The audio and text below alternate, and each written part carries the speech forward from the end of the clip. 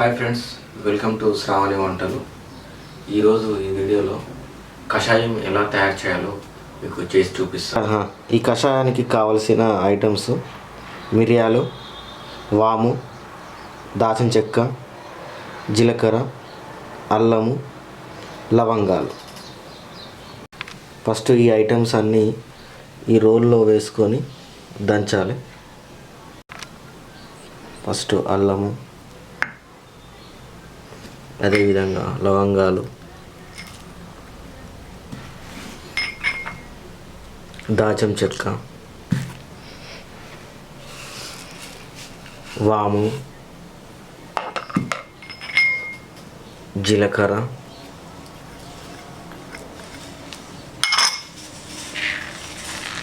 మిరియాలు తీసుకొని పొడిగా దంచాలి.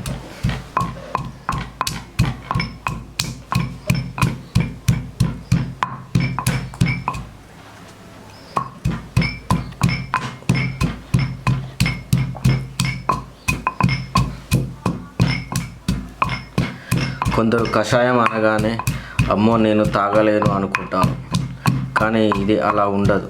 తాగడానికి అనుకూలంగా ఉంటుంది.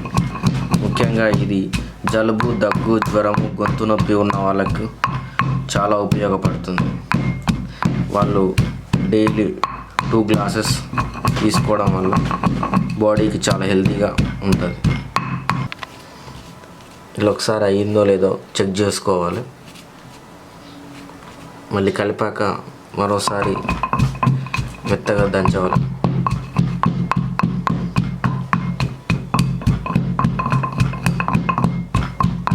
దంచిన మిశ్రమాన్ని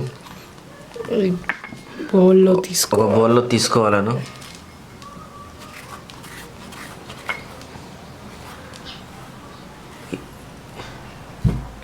ప్రతి ఒక్కరు ఇది తీసుకోవాలి. ఏజీ లిమిట్ అలాంటిది ఏమీ లేదు.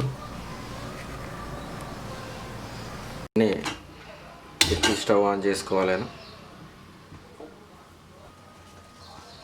ఒక గిన్నెలో సరిపడు వాటర్ తీసుకోవాలి.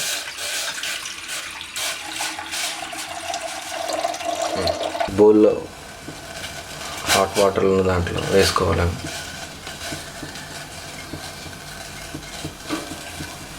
ఒక స్పూన్ తోటి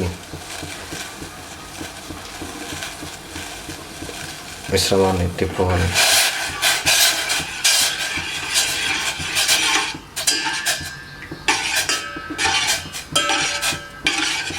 ఈ కషాయం కూడా చిన్నపిల్లలు కూడా, అంటే ఏజీ 15 సంవత్సరాలు ఎబో ఉన్న వాళ్ళకు కూడా యూజ్ అవుతుంది. కషాయం దగ్గు, జలుబు, గొంతు నొప్పి ఉన్నా కూడా ఏదైనా చిటికలో మటుమాయం.